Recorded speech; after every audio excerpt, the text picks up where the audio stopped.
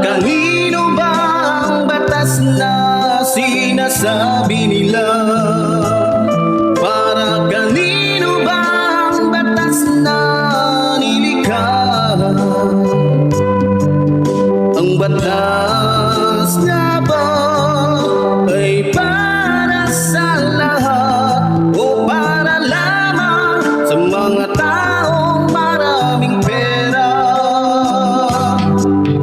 Tila ba ang batas na...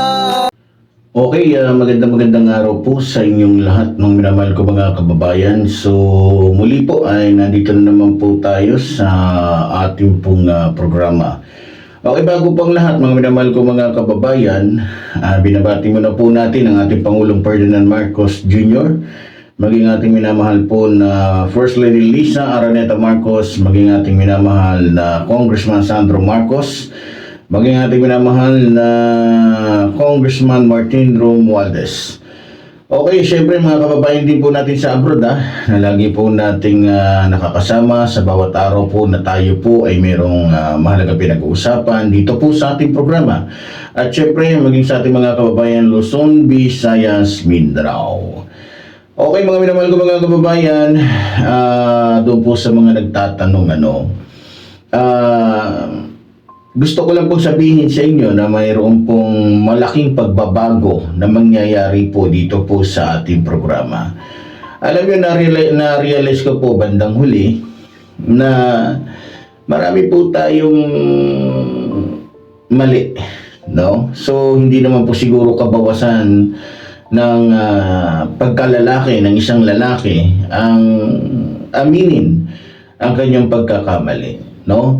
So, nito mga bandang ilang araw po, marami po akong natutunan, marami po akong na-realize.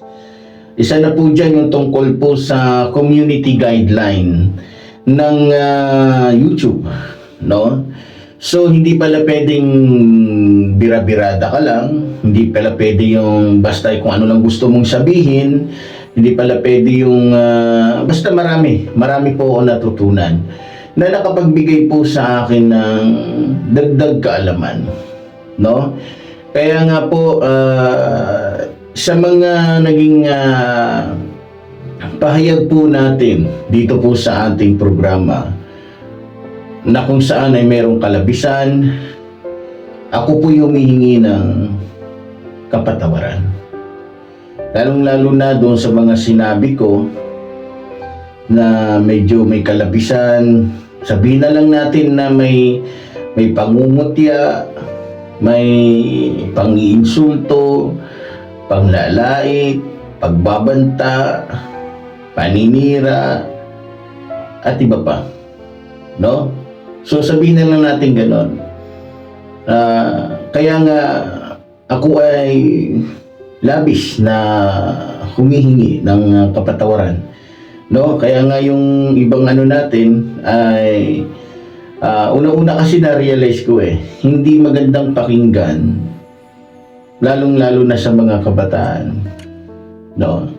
At lalong hindi magandang tignan na naglalabas tayo dito ng sabihin na lang natin direktahan, no? Ng hindi tamang impormasyon. Sabihin na lang natin na hindi magandang tignan na naglalabas tayo dito ng isang paratang, no? Kaya maging kay YouTube, ako po ay humihingi ng sobra-sobrang kapatawaran sa akin pong paglabag sa community guideline ng YouTube, no? So, na-realize ko rin bandang huli na siguro dapat nang wakasan yung mga hindi maganda na naririnig ng mga kabataan. Ang pinakapunto po kasi natin dito, yung kabataan, no? Na ayoko naman na dahil sa akin ay may mga kabataan na gumaya, di ba?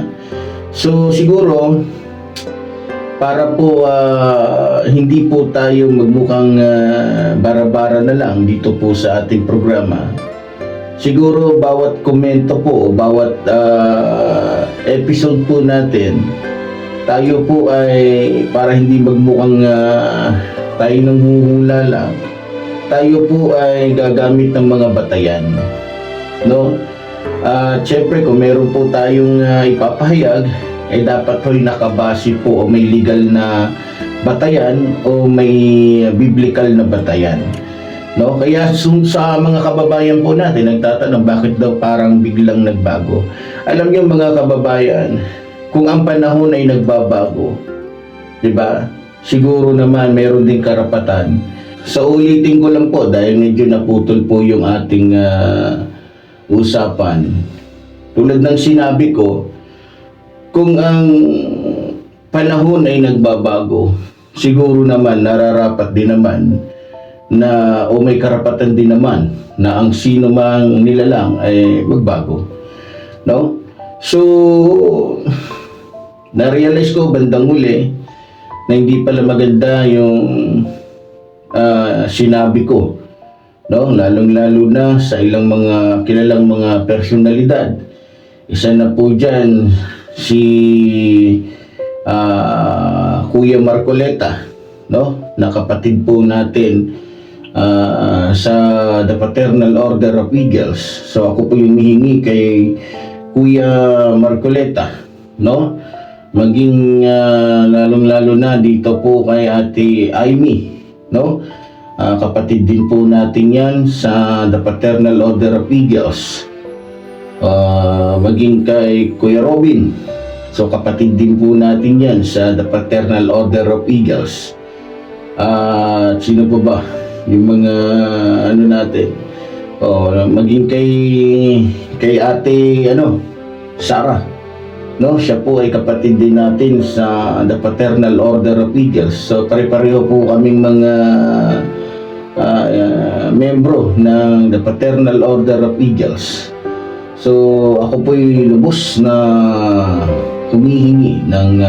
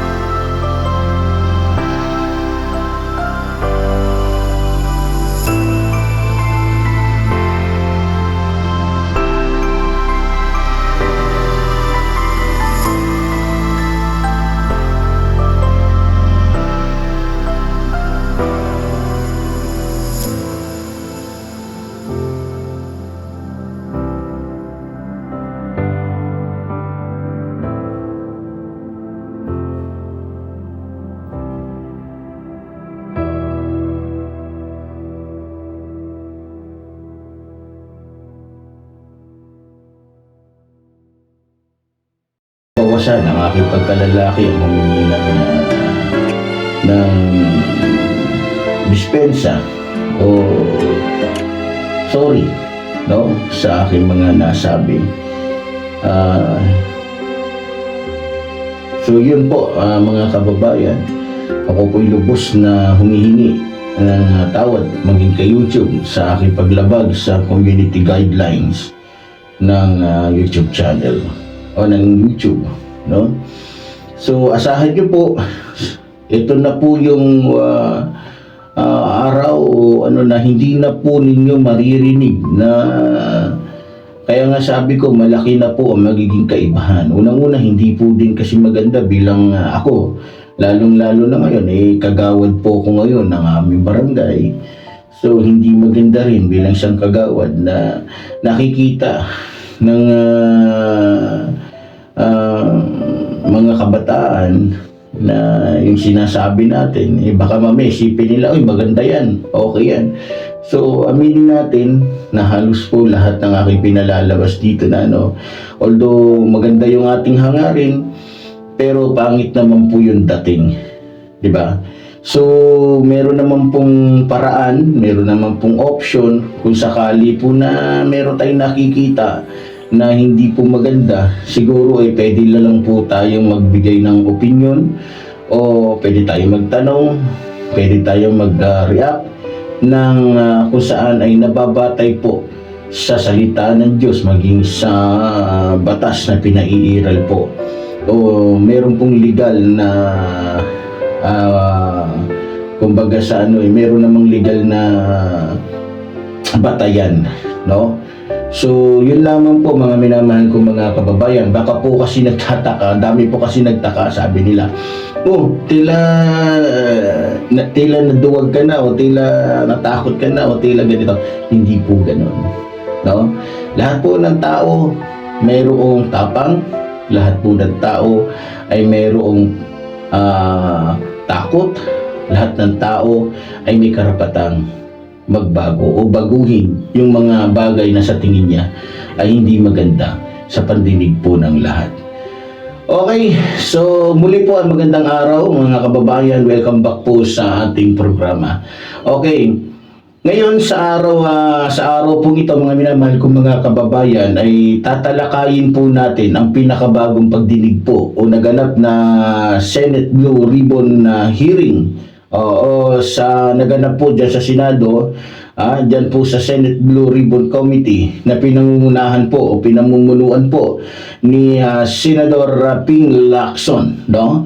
So kahapon po, January 19, 2026 o taong kasalukuyan, ang unang pagdinig po ng committee ngayong taon tungkol po sa multibilyong piso na iskandalo po sa flood control projects dito po sa ating bansa, no? Alam nyo, sa pagsisimula po ng Senate Blue Ribbon Committee kahapon, mga kababayan, marami pong bagong detalye, no? Napansin nyo naman po siguro, at marami ding bagong saksi. Maliban doon, may mga usapin na kailangan po talagang linawin, no, sa taong bayan. Yan po ngayon ang isa-isa nating bubuksan, at habang pinag-uusapan po natin ang bawat punto po ng usaping ito, nais ko pong hingiin ang inyong pong mga opinion, inyong pong mga reaksyon tungkol po sa usapin sa araw nito, mga minamahal ko mga kababayan. Okay, una po nating pag-uusapan yung tungkol po sa, alam nyo, nilagyan ko po ito ng nilagyan ko kasi ng title, no?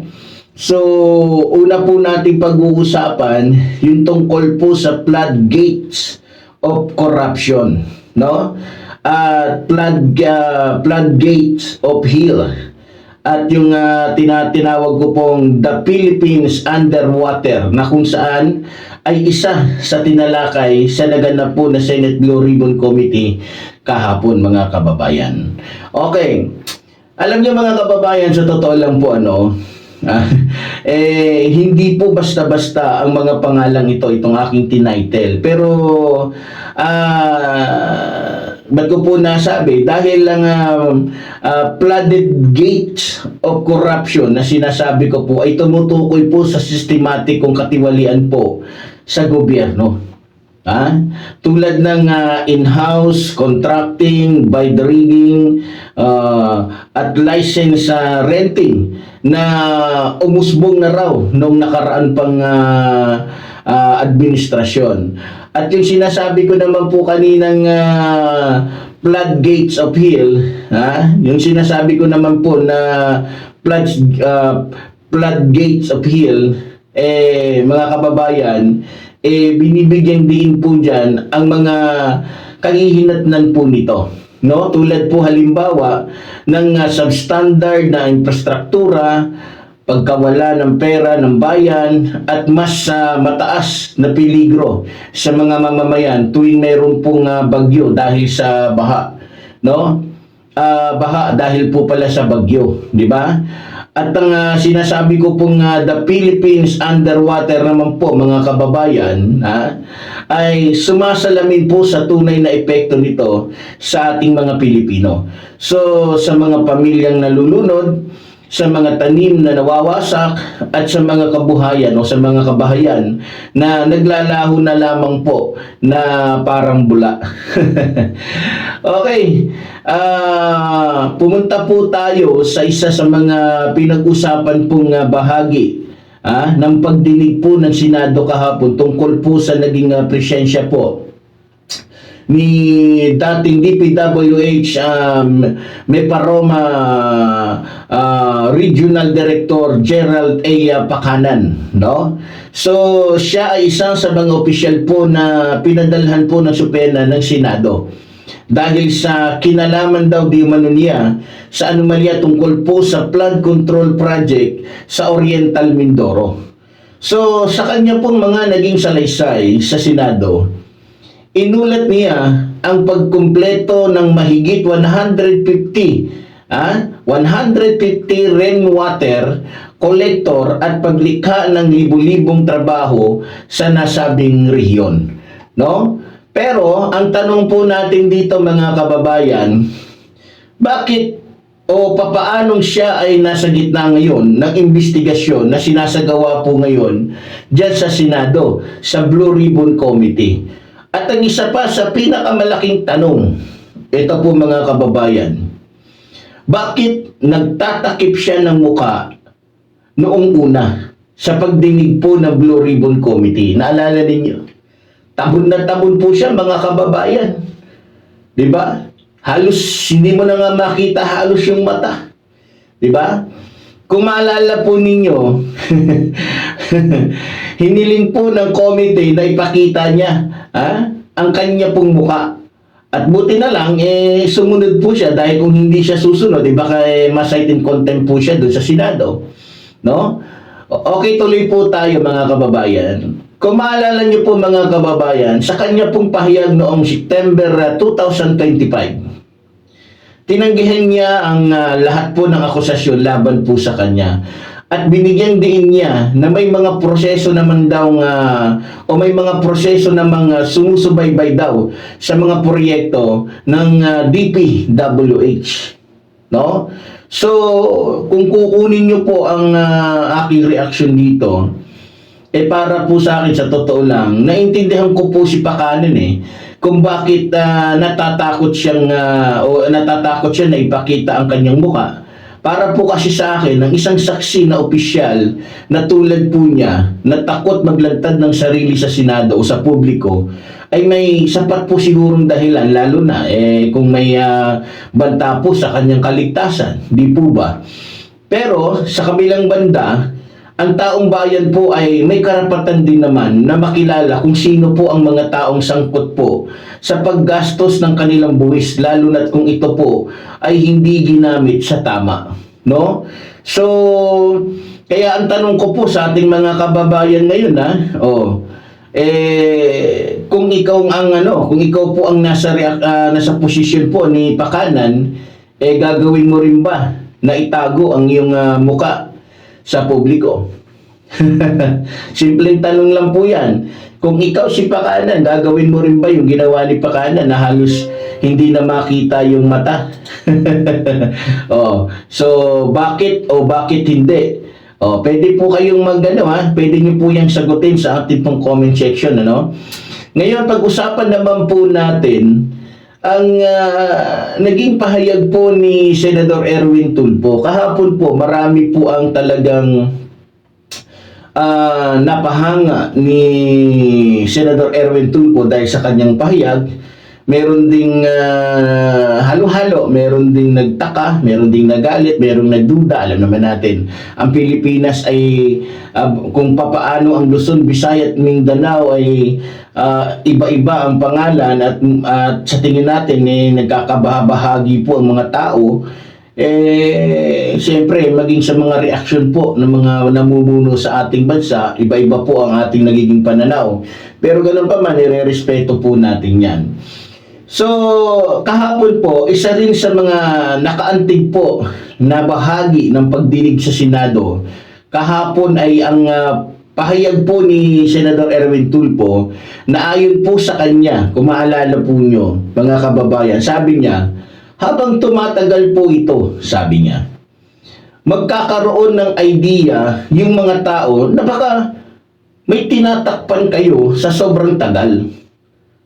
Tapos sinabi niya sa English, are you satisfied with this investigation going on sa mga baba ninyo? Sabi niya.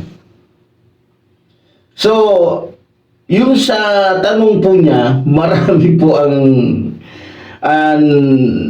nag-aanalisa sa kanyang ibig sabihin. Ako, ang naiintindihan ko po doon sa kanyang sinabi, kung ako po ang tatanungin ninyo, parang sa akin lang po ito parang gustong sabihin po kasi ni Senador Erwin Tulfo na sa sobrang tagal ng pag-iimbestiga, parang ang dating parang lumilitaw na mapapaisip na ang ating mga kababayan na baka laro lang to, baka ito ay... Pero hindi ko sinasabing pero yan po kasi ang posible para sa akin na maisip ng ating mga kababayan. Baka ito'y laro lang, baka ito'y palabas lang, di ba? Kung maalala niyo po, o maalala po ninyo mga kababayan, kaya po nasabi yun ni Senador Erwin Tulfo, dahil kung tama po ako, base po sa aking pagkakaalala, simula pa noong September 2025, September po ay sinimulan na ang pag-iimbestiga o yung investigasyon tungkol po sa usapin ng katiwalian ng flood control project. At hanggang ngayon, patuloy pa rin itong nagpapatuloy. At ang mga issue na binabanggit po ni Senador Tulfo ay isa na din.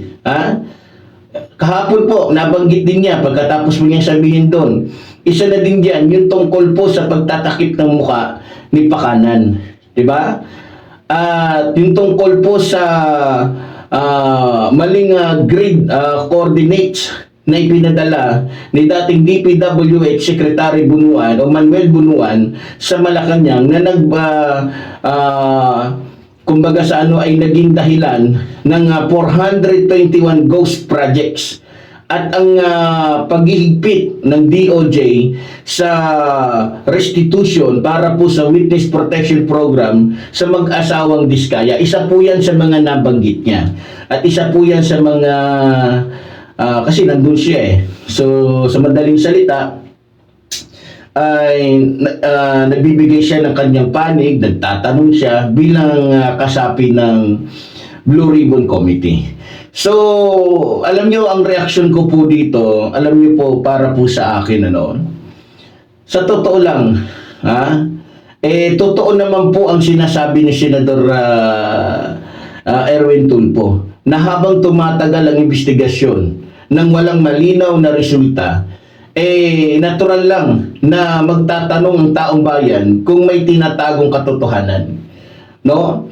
Pero sa kabilang banda, ang masasabi ko lang po dito, mga kababayan, siguro, kailangan din natin intindihin na kailangan ng sapat na ebidensya para makapagbigay ng hustisya sa usapin pong ito.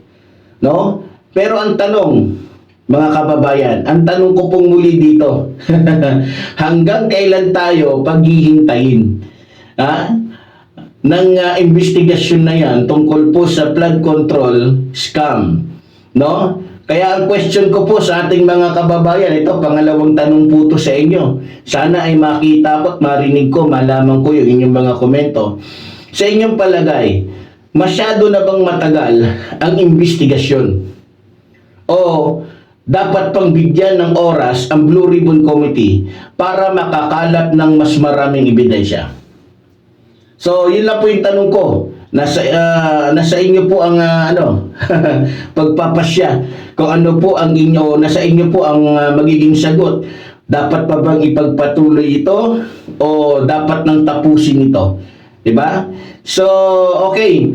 Pag-usapan naman po natin ito pong testigo na si Maria at Joy. So, itong pangalan po ito, lumabas po ito sa usapin po ng Blue Ribbon Committee kahapon. Ngayon, punta po tayo sa pinakamainit na usapin sa pagdinig ng Blue Ribbon Committee kahapon. Kung maaalala po ninyo mga kababayan, ang mga testigo na sina Maria at Joy at yung tungkol sa bahay sa number 30 Tamarin Street, South Forbes Park, Makati City. Ayon po sa dalawang ito, sila daw ay dating mga tauhan ni Rico Ocampo, isang kilalang negosyante, no? Na nangungupahan po noon sa bahay na nabanggit natin ngayon, no? Diyan po sa number 30 Tamirin Street, South Forbes Park, Makati City. So ayon po sa mga naging salaysay po ng dalawang ito, noong Enero 2024 daw, nakatanggap sila ng paunawa o isang babala na kailangan na nilang umalis dahil ibinenta na di umano ang nasabing bahay na inuupahan nila. Diba? At kung tama ako, ang pagkatanda po nila, o ang pagkatanda ko po sa usapin na ito, noong Pebrero 1 daw, ay pinakilala sila ng broker po ta, na si TJ Conte, sa isang lalaki na tinukoy bilang kontraktor ng bagong may-ari. So ipinakilalang kontraktor. Siguro hindi naman siguro pwedeng kontraktor lang. Ito si kontraktor, hindi naman niya pangalan yun eh. 'Di ba? Yan, natural may pangalan yan. Yan si Curly Discaya, kontraktor, gano'n. Siguro, gano'n. Wala naman siguro nagpapakilala na ito si kontraktor. Buti sana kung doktor yan. Ito si doktor. Kahit nga doktor kahit nga, mas kung ano posisyon lumalabas yung apelyido, kung di pangalan, apelyido Di ba? Malamang, pinakilala ito, si Curly Discaya, si kontraktor Discaya yan. Di ba? So, ayon po sa dalawang ito, hindi daw nila alam ang pangalan nito noon. O hindi nila alam ang pangalan ng kontraktor na pinakilala sa kanila ni TJ Conte. Paano kaya pinakilala ni Conte to? No? Kasi pinakilala, pero hindi nila alam yung pangalan, hindi nila alam yung apelyido.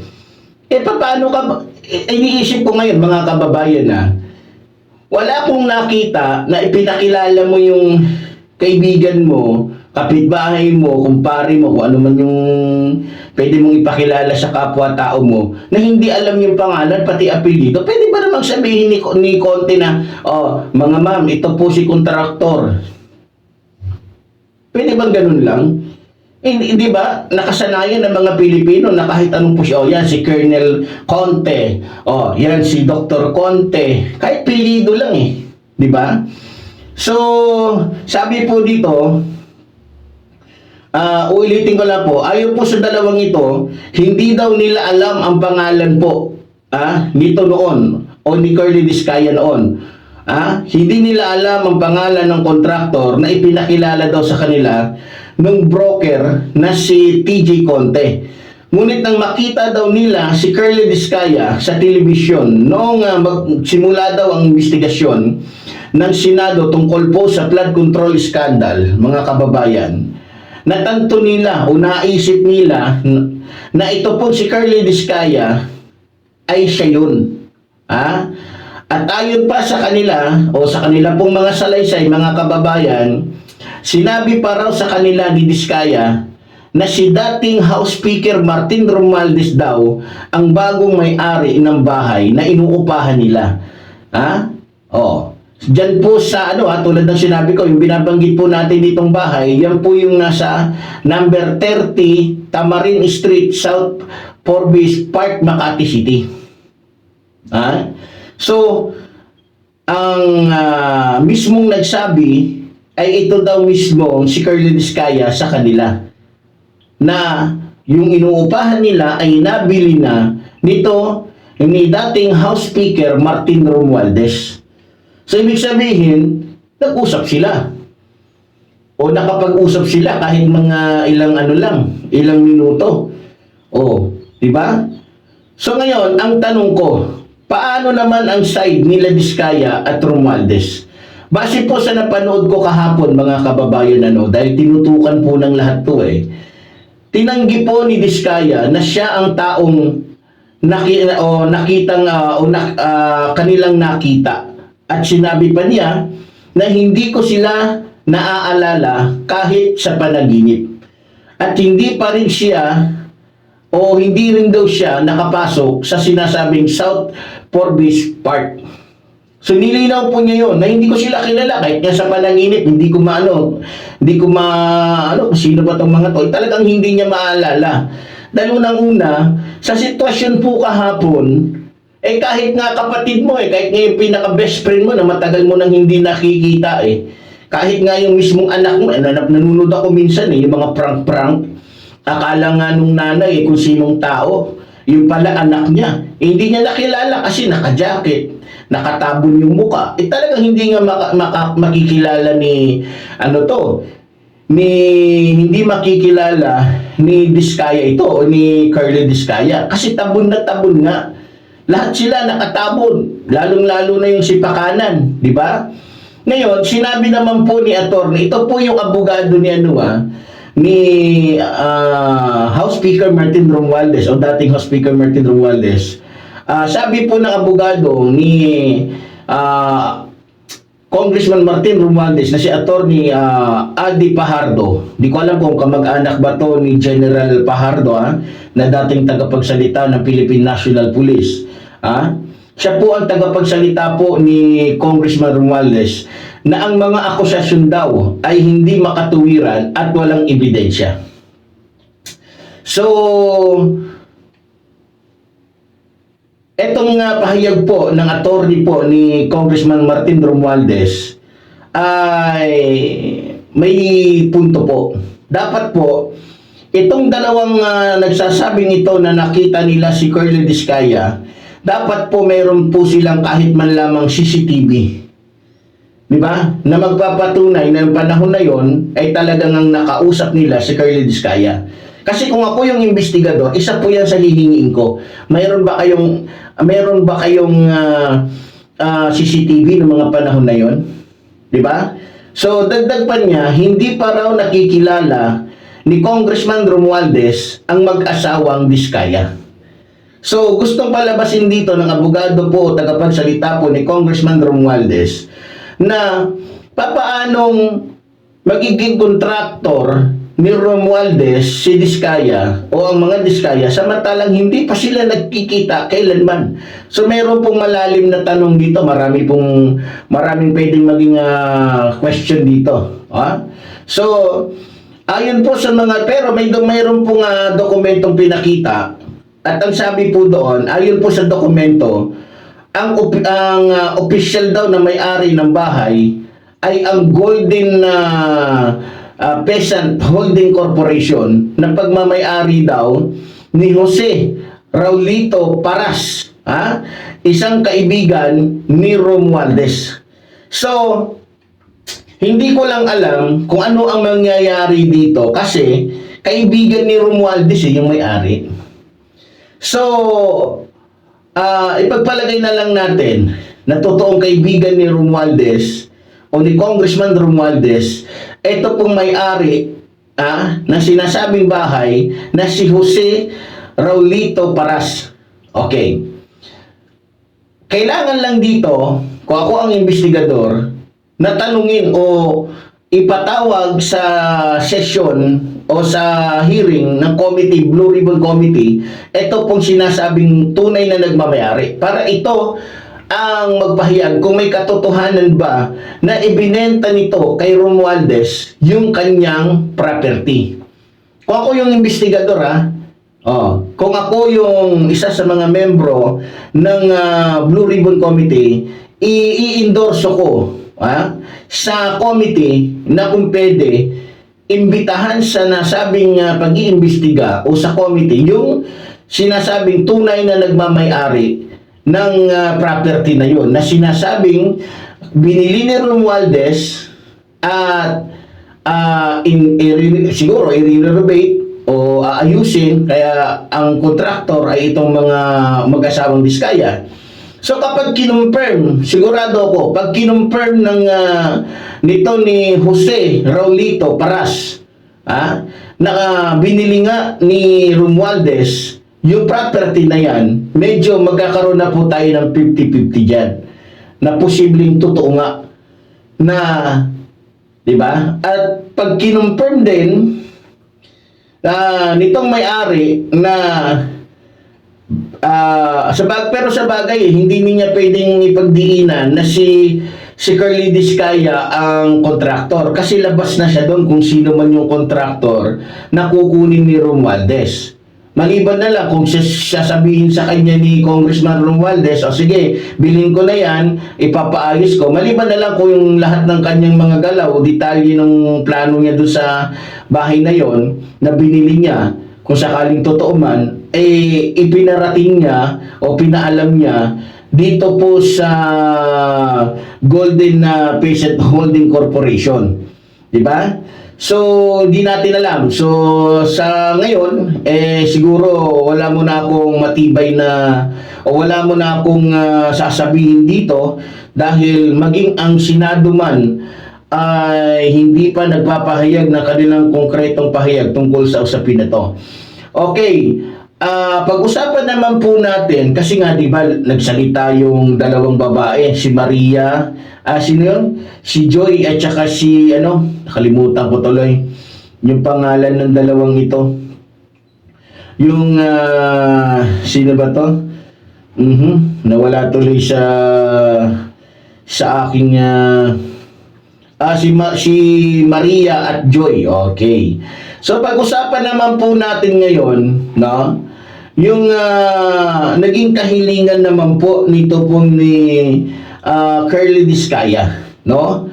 So sa Senate Blue Ribbon po Committee kahapon po ang kontraktor po na si Pacifico Curly Diskaya ay humiling po na makita ang mukha ng dalawang testigong kumbaga sa gumagamit po ng mga alias na Joy at Maria, na nagsabing nakikilala o nakakakilala sa kanya at nakakita sa kanya sa bahay na umano'y binili ni dating House Speaker Martin Romualdez sa South Pabres Park, Makati City.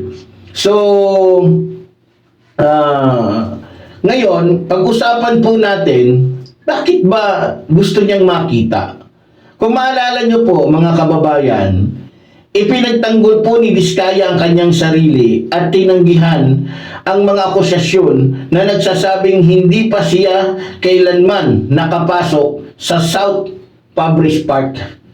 Kaya, kung tama ako, lakas loob po niyang sinabi sa mga senador noong araw po din yon na kung maaari makita niya ang mga mukha ng mga testigo upang makumpirma niya kung talagang sila ay nakakakilala sa kanya o kung may ibang motibo ang mga ito sa pagtuturo sa kanya.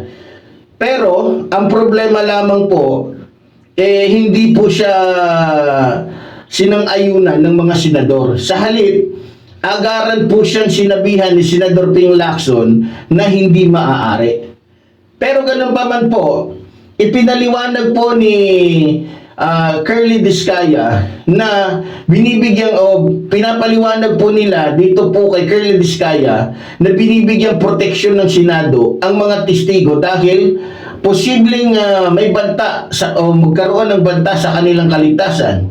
Bukod pa po dito, ipinaliwanag ni Lacson na karaniwan na sa mga pagdinig ng Senado na may kinalaman sa korupsyon o sa iba pang mga sensitibong isyu na bigyan ng pagkakataon ng mga testigo na magsalita ng hindi nakikita ang kanila pong mga muka. Para nang sa ganon, mapanatili ang kanilang kaligtasan at upang masiguro na magiging totoo sila sa kanilang mga sinasabi. No? So, sa totoo lang mga minamahal ko mga kababayan, kung ako po ang tatanungin ninyo sa isyong ito, kung ako lang po sa akin lamang po ito. Kasi sinasabi dito para daw masiguro ang kaligtasan at masiguro na nagsasabi ito ng totoo sa kanilang mga sinasabi.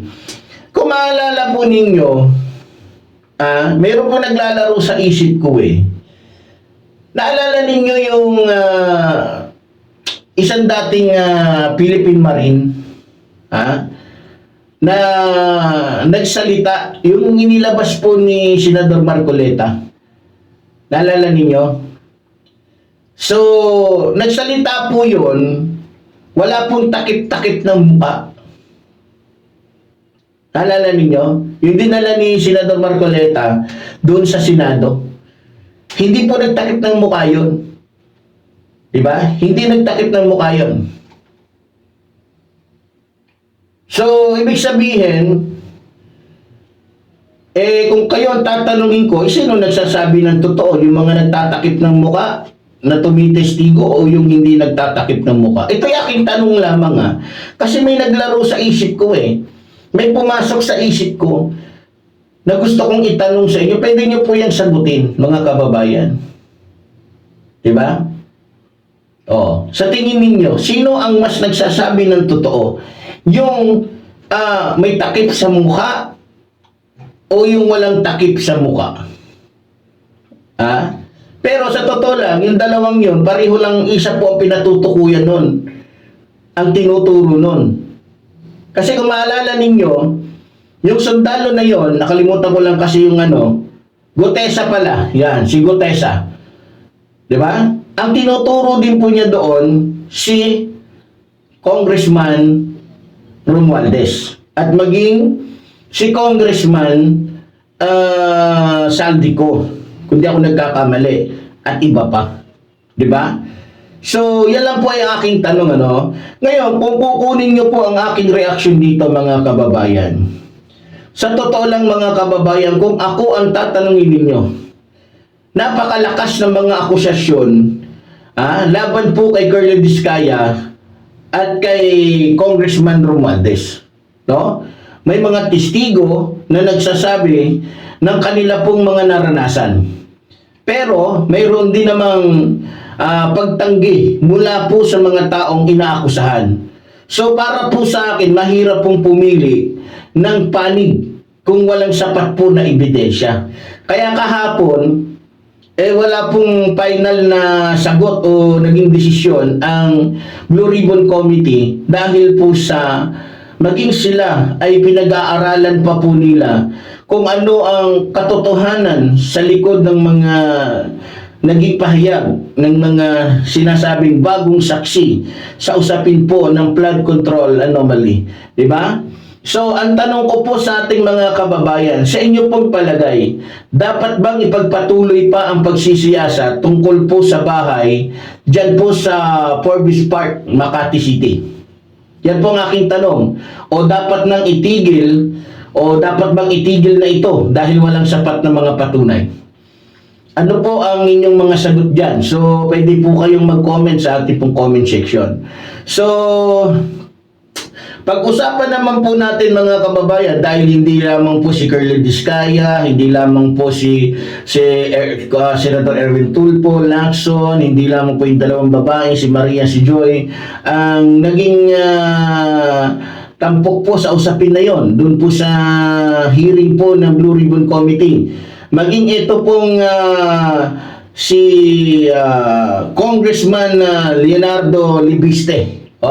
So kahapon po nandun po siya. Binigyan po siya ng pagkakataon na makausap o magpahayag po ng kanyang mga saloobin o kanyang mga nalalaman tungkol po sa katiwalian ng flood control anomaly.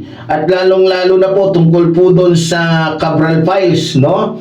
So kahapon, kung di po ako nagkakamali, meron po siyang hawak o may hawak po siyang Cabral Files mula po sa yumaong na si DPWH Yusek Maria Catalina Cabral na naglalaman daw ng 721.8 bilyong pondo. Ang laki, mga kababayan.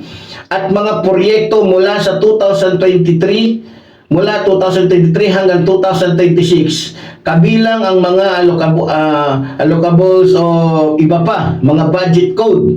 Kinumpirma din niya na may mga pangalan ng ilang miyembro ng Kongreso, at cabinet official sa mga dokumento. So sino-sino kaya yon? Yung sinasabing siguro, ang sinasabi niya dito, batay po sa aking pag-aanalisa, malamang doon sa 721.8 billion pondo na yan, itong mga ito ay nakakuha. Siguro yan ang gusto niyang palabasin, base po sa aking pagkakaunawa. Pero hindi ko sinasabing nakakuha nga sila. Ito po ay base na lamang din po sa kanyang parang makikita naman natin, maanalisa naman natin yan, no? So sinabi niyang hindi niya meron din kasi tinanong po siya kahapon, kinumpirma po kasi niya na may mga pangalan daw nandoon na membro daw ng Kongreso at cabinet official sa hawak-hawak niyang dokumento. Ngayon, hindi pa man siya tinatanong, sinabi niya na hindi niya pinwersa o hindi niya persahang nakuha ang mga Cabral Files na yon. At may kopya rin din, kung tama po ko, sinabi din niya na may kopya din naman daw, hindi lang siya, maging si Senator Lacson at yung kilalang news agency. Hindi natin alam kung sino yan, pero madalas kasi na napapanood ko na naglalabas ng mga sikreto o ng mga dokumento ay ito pong Billionaire News. Pero hindi ko sinasabing isa sila, pero sa akin lang pong palagay, sa akin lamang pong kutob, baka itong channel na to, kasi bibihira lang tayo nakakapanood sa Channel 7, Channel 2 na naglalabas sila ng mga dokumentong o sensitibong dokumento. So, doon po sa nangyaring pag-upo po ni Congressman Libiste, so meron pong nangyaring tanungan doon at sagot, no? So, kung maalala po ninyo, nung siya po ay nagpahayag patungkol po sa Cabral Files, tinanong po siya o nagtanong po si Senador Marcoleta o Rodante Marcoleta kung may karapatan na, sabi ni Marcoleta, may karapatan ka bang magsalita tungkol sa nilalaman ng files kung hindi ka bahagi ng DPWH? Yan po yung tanong sa kanya. So yung naging sagot naman po nito ni Congressman Libiste ay shortcut. No? Kasi sa totoo lang, ang layo po ng sagot niya dun sa tanong po ni Congressman ni Senador Rodante Marcoleta. Kasi ang tanong po ni Senador Marcoleta, may karapatan ka bang magsalita tungkol sa nilalaman ng mga file kung hindi ka bahagi ng DPWH? Pero ang naging sagot po kasi ni Congressman Libiste, handa akong ibahagi ang aking nalalaman batay sa aking pagsusuri. Wala namang problema doon sa kahandaan niya . Ang tanong po, kung may karapatan ka ba na hindi ka naman bahagi ng, di ba? So, yung sagot po niyang handa akong ibahagi ang aking nalalaman batay sa aking pagsusuri, marami pong nagtanong doon, marami pong nagulat kasi sobrang layo. Kahit po ako, nagulat ako . So, pero pinagdiinan niya na bukod pa raw rito sa kanyang hawak na files, Cabral Files, ang ikalawang batch daw ng mga dokumento ay na-authenticate ng DPWH Yusek na si Ricardo Bernabe. So, alam nyo, sa totoo lang, yung usapin na yan, itinuturing po ni Senator Lacson na mahalaga ang mga bagay na o mahalaga yung mga pinahayag nito po ni Congressman Libiste para po sa investigasyon ng Blue Ribbon Committee tungkol po sa katiwalian ng flood control anomaly. Gayunpaman, binigyan din po ni Senador Marcoleta na dapat limitado lang ang testimonya po ng nasabing kongrehista sa paraan ng pagkuha ng mga file dahil hindi siya kasangkot sa paghahanda nito, di ba? So sa akin pong pananaw mga kababayan, mahalaga na patunayan ang bisa po ng mga dokumentong ito o yung mga dokumentong hawak po ni Libiste, no? Para malaman ng publiko ang katotohanan sa paggastos po ng pondo ng taong bayan. So sa usapin pong ito, talagang masasabi natin na dapat po kung ang testimonya ni Libiste ay magbibigay ng liwanag para sa mga Pilipino, bakit hindi? Pero kung yung testimonya ni Libiste ay mayroong sariling interes, kasi mayroon po kasing ibang nagsasabi, ito ay sabi-sabi lamang, hindi po natin kinukumpirma to, na kaya si Libiste ay lumabas sa Senado ay para ibahin o para lituhin o para maano ang issue, mawala yung issue tungkol sa kanyang babayarang 24 billion sa Department of Energy, no? Yan po ay base po sa sinasabi lamang ng ating mga kababayan, pero hindi ko po kinukumpirma yan na totoo. So pag-usapan naman po natin yung tungkol po sa restitution at witness protection program na pinag-usapan po kahapon dyan po sa Senado. No, isa din po 'yan sa naging talakayan nila at nakita ko na medyo mainit yung naging talakayan nila dahil nagkaroon po ng hindi naman natin sinasabing kaguluhan, pero talagang makikita natin yung reaction po ni ni Senador Marcoleta. Ito po yung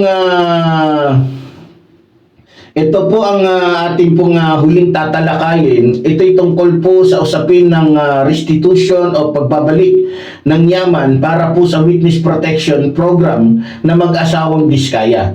So si Carla Diskaya ay isa sa mga pangunahing saksi sa iskandalo po tungkol po sa flood control scandal. Kung maalala po ninyo mga kababayan, noong September 2025, noong September 2025 pa lamang po mga kababayan, kung naaalala ninyo, inihayag niya o hinayag po ni Carla Diskaya ang mga pangalan po ng mga opisyal na umano'y humingi po ng kickbacks na kung saan ay 10% hanggang 25% ng halaga ng kontrata ang kanyang ibinibigay para lang po o para sa kanyang mga proyekto na nagkakahalaga po ng 207.25 billion. So ang laki, mga minamahal kong mga kababayan, no? Sa lahat ng naging kontraktor sa kasaysayan ng mga naging kontraktor sa Pilipinas, mukhang itong mga Diskaya ang talagang binuhusan ng pagpapala. Ang tanong, pagpapala nga ba ito? So 207.25 billion, no? Ngayon, naging mainit po ang usapan niya o naging usapin diyan po sa Senado dahil hinihiling po ng palasyo at ng DOJ na ibigay ng mag-asawang Diskaya ang mga perang nakuha nila mula po sa mga anomalya bilang kondisyon para kumbaga sa para mapasama po ang mag-asawang ito sa WPP o yung tinatawag po natin Witness Protection Program ng gobyerno. Kung tama ako, sinabi po ni Palace Press Officer Claire Castro na ito ay para maibalik daw ang pera ng taong bayan.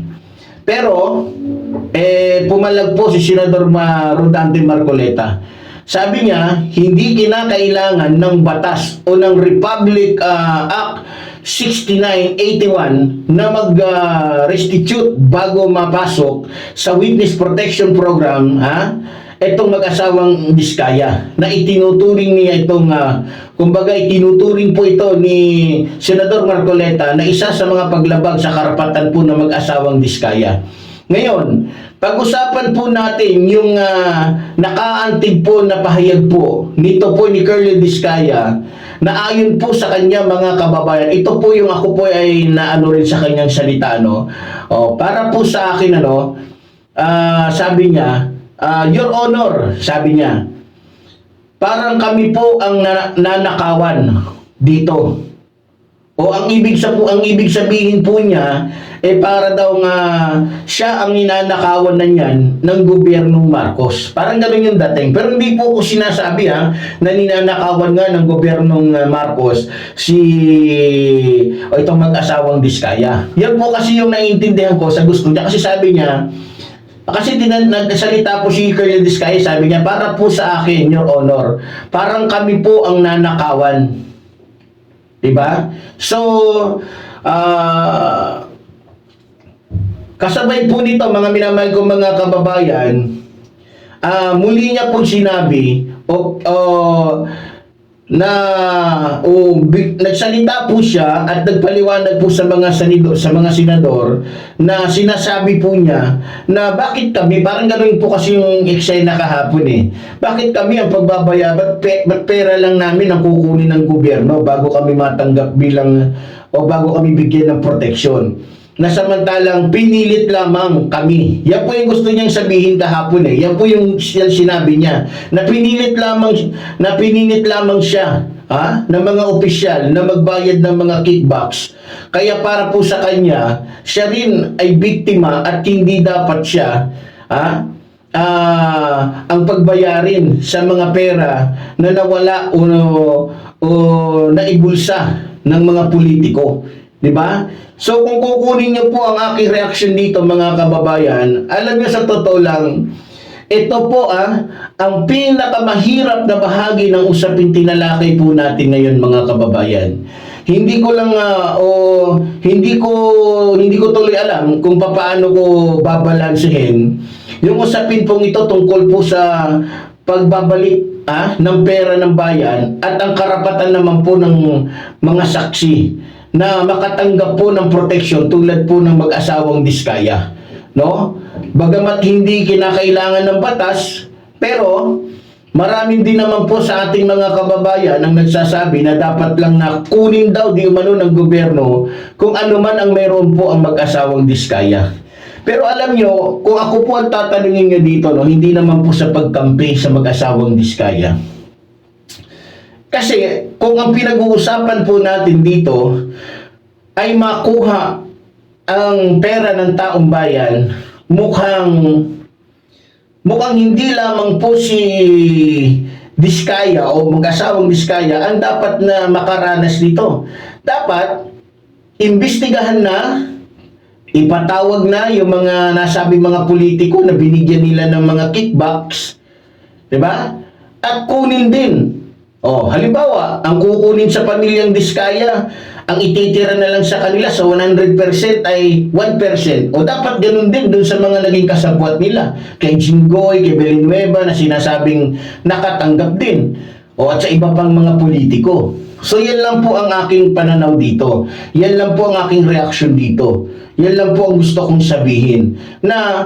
Kasi ang lumalabas po kasi nito, hindi po natin maiwasan ang ating mga kababayan ay mag-isip na porket ba hindi siya politiko, hindi siya sa kanya na nakatutok lahat. Yung mga politiko, libre. Yung mga siganon, siganyan, libre. Diba? So para naging patas po ang pag-iimbestiga at hindi magkaroon ng agam-agam ang ating mga kababayan, bago po siguro nila kunin o sa pilitan, halimbawa man, na kunin yung mga ari-arian ng mag-asawang Diskaya, ay nararapat naman siguro na isabay na nila pati yung mga ari-arian. Sa totoo lang, lumabas din po sa katiwalian o sa usapin ng katiwalian yung pangalan ni Escudero.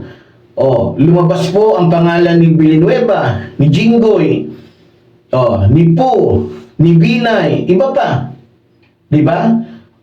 So para po hindi lumabas na meron pong kinikilingan ang investigasyon ng Blue Ribbon Committee, dapat po, huwag po silang matakot, huwag silang mahiya, huwag silang mag-alinlangan na ipatawag sa kanilang committee, kahit pa yung kanilang mga kasamahan dyan sa Senado.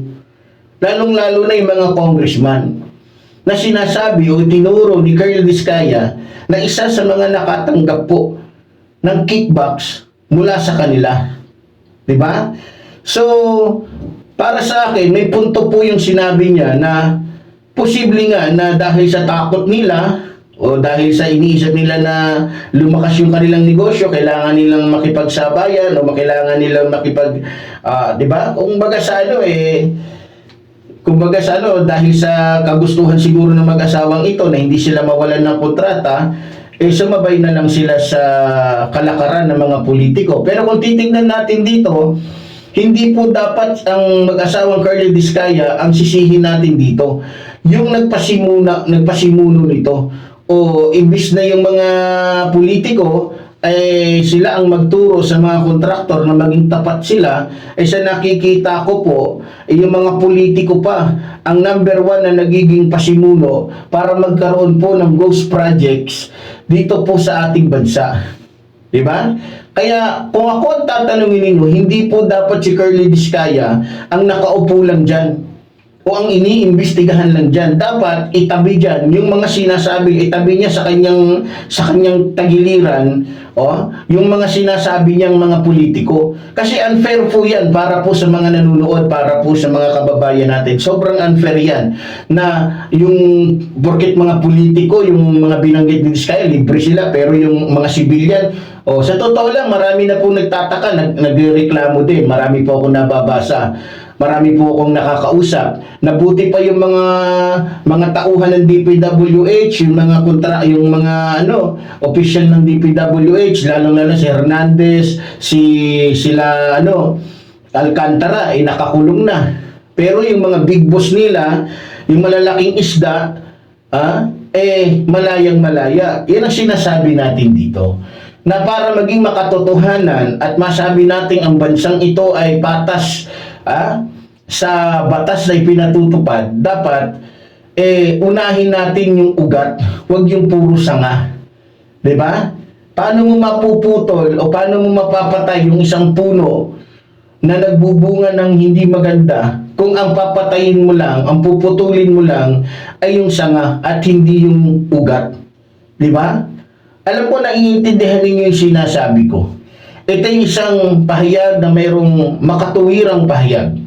No?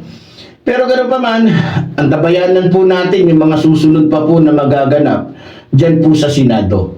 No? So, di natin alam kung anong kalalabasan tungkol sa naging pahayag po ng dalawang babaeng ito, si Maria maging si Joy, tungkol po sa sinasabi nila. Pero maging dito ay nakakapagduda din Pero sa akin lang po to hindi ko sinasabi na sang-ayunan ninyo. Sa totoo lang, hindi ko alam kung anong motibo ng dalawang babaeng to Kasi unang-una, may sariling buhay sila. Ano ang motibo nila at lumabas sila para sabihin na binili ni Romualdez yung ganun ganyan? Anong doon? Anong pakialam ng dalawang babaeng ito kung binili ni Romualdez yung bahay na yon? At anong pakialam ng dalawang babaeng ito kay Colonel Vizcaya na kumontrata, halimbawa, kung siya man ang totoong kumontrata nun, ano ang nila? Ano ang motibo nila? Dito, sa nangyaring ito, hindi natin maiaalis na mag-isip po ang ating mga kababayan na siguro, kaya lumabas ng dalawang ito ay posibleng may money involved dito. Diba? Alam naman natin na ang mahalagang impormasyon dito sa ating bansa ay nabibili na. Diba? Lalong na yung impormasyon na yan ay papabor doon sa kalaban ng isang politiko. Diba? Alam natin yan, yung mga ganong laro. Alam natin yan. Kaya hindi natin maiiwasan na maisip din yan ng ating mga kababayan. Pabor ba kayo sa sinabi ko? Na posible na kaya lumitaw ito, malamang dahil sa, di ba, naisip siguro ng dalawang ito, hindi ko sila hinuhusgahan ito ay aking kalkulasyon lamang na posible. Kasi wala nang posible ngayon. Lalong-lalo na kung pera ang pinag-uusapan. Malamang naisip nitong dalawa nito na, teka, mukhang magagamit ito ng mga kalaban ni Romualdez at pagkakapirahan naman natin. Parang ganun yung dating, di ba? Pero dapat, sa totoo lang, hindi ko lang alam kung siniyasat muna ng Blue Ribbon Committee yung pagkatao ng dalawang babaeng ito. Kasi alam naman natin na sa Pilipinas, hindi lang po mga lalaki ang madalas na nahuhuli sa pang-i-scam. Meron din pong mga kababaihan. So dapat nalaman natin kung ano ang background nito, kung may trabaho ba ito, kung ano ang ano nila sa buhay, o baka naman kasi naisip, baka may problema to sa buhay, o may problema ito pinansyal, kaya naisip nila yung ganung bagay. Kasi sa totoo lang, ano ngayon kung nakabili si Martin Romualdez ng property? Marami naman dyan mga politiko, nakakabili nga ng milyon-milyon, daan-daang milyon na bahay o luxury house doon mismo sa Baguio. Di ba? O si Atade, tama ba yun, yung artista? O si Escudero, meron mga bahay doon sa ano. O, di ba? So, hindi ko lang alam kung anong motibo ni Maria at ni Joy. Pero sana, para sa taong bayan yung motibo nila. No? Kasi kung yan para lamang hindi natin alam, baka mamaya itong dalawang ito alam niyo na, di ba? O, ganun pa man mga kababayan, patuloy po tayong aantabay sa mga kaganapan po o sa patuloy pang magaganap dyan po sa Senado. So muli po, tulad po sinasabi ng lingkod, mabuhay po ang ating inabayan, mabuhay po nagmamahal sa ating inabayan. Maraming salamat po.